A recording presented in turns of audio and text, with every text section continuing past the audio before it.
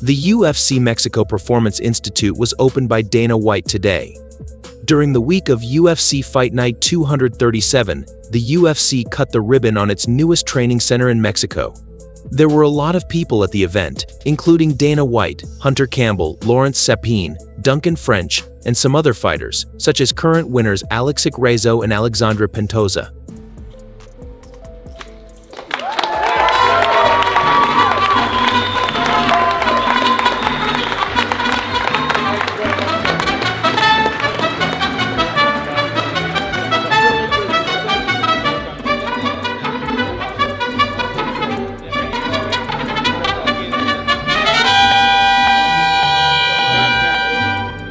Dana wrote, "This has been a dream and goal of mine since 2001. To finally be here and walk the halls of the UFC PI in Mexico City is a monumental moment in the history of our sport.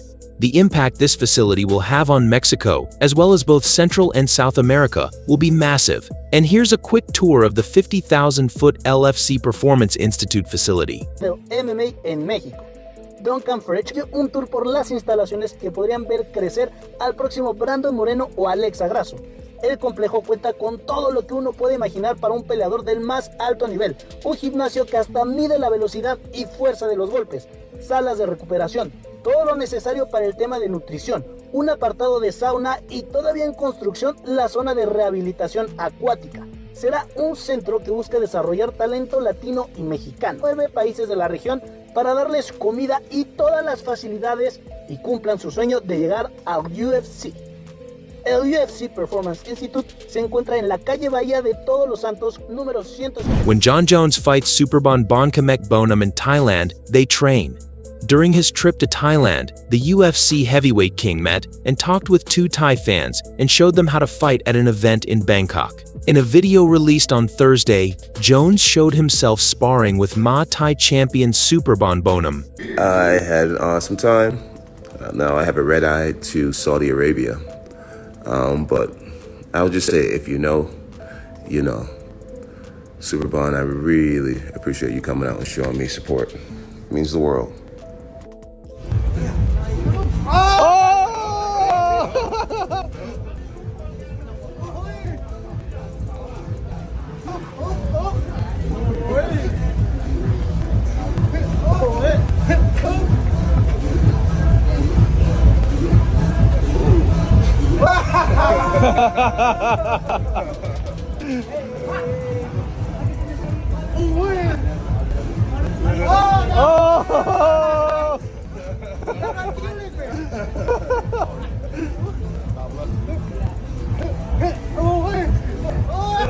On the Jackson podcast, Rampage Jackson gives Tony Ferguson tips on how to fight. Tony Ferguson talked about how hard it has been for him to be successful in the cage over the past few years, and Rampage gave him some very good instructions. People know that about me, but I've always been that way where if I would get burned out on some I would allow myself to fucking be like that. Yeah. I would go and throw my medals in the wood. I would take my wrestling charts and chart them up. But why though? I don't fucking know. You know what I mean? It's a self-defeating thing that I had to break. Here's what I'm gonna see if I could be a psychologist for a second.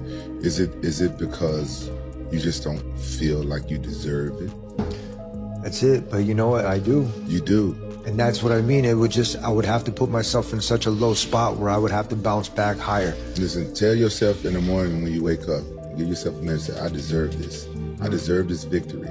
I deserve to get back on top. I deserve everything because I worked hard. I'm a hard worker. Tell yourself that every morning when you wake up. Thank the Most High. You know, show your gratitude. Thank Him for everything. Thank Him for your healthy, beautiful kids, your beautiful wife, everything. Thank Him for things that you don't have. Thank Him for things that you want, and never talk about what you don't have. You know what I'm saying? Always thank Him for everything, and then tell yourself you do deserve it, and don't feel guilty for anything that you've done in the past or anything, like, because we are wretched men. You know what I'm saying? No one's perfect, and you deserve it. You deserve everything. Michael Chandler remains confident that the fight between UFC stars Floyd Mayweather and Conor McGregor will happen. Recently, UFC President Dana White said he doesn't know if McGregor will ever fight again. However, Chandler is still sure that the fight will happen. During a recent interview on the MA Hour, Chandler confidently said that he's had way too many statements confirming that the fight is going down to think otherwise. He's had to feel like they've waited longer than me, right? You know, I've been ready to fight since right after The Ultimate Fighter. But I also understand the time off has been good. The time with my family has been good. Business has been booming outside of me fighting in the cage for a paycheck. But ultimately, yeah, I mean, Conor's got his stuff going on. He's now promoting Roadhouse that's coming out in March. You know, obviously there was the USADA stuff and then now the new drug testing stuff. There was just all these different layers. Plus what Dana has said, man, money complicates things. There's a lot of money involved in this fight. There's a lot of money in Conor's camp outside, you know, what he has built and what he has amassed, and everybody, whether you love him or hate him, you got to respect what the man has built, right? So it has complicated things, and but either way, the Chandler train is continuing to move forward. In we're not getting off this train. This is the fight that is happening. I can't tell you a date. I can't tell you a weight, but I can tell you the fight is happening, and I have way too many assurances that this fight is happening to think otherwise. Francis Ngannou announced his return to MMA ahead of his boxing match against Anthony Joshua set for March 8th in Saudi Arabia, and Ngannou announced his return to MMA to face the winner of Hanan Faye versus Brian Bader.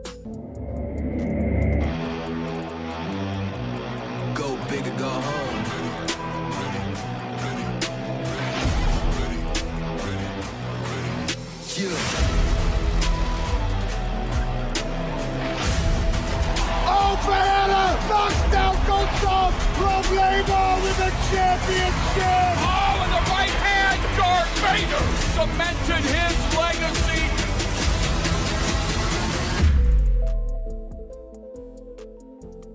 Sean Strickland chokes out another fan on the hills. Strickland shared this video to Instagram of him grappling with a fan in the snow. Alright, dog, let's go. So, get his ass, Jay? Nah, dude, fucking tell you quit, motherfucker. Get his ass, Jay? Bro, get his ass, Jay. Trying to suck me off and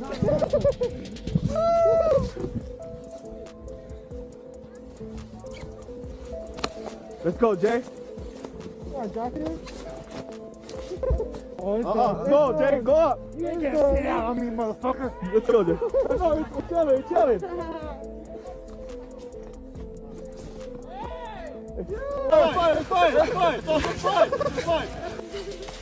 Oh. Let's go, Jay. Don't be a hero, dude. Let's the board. Ah!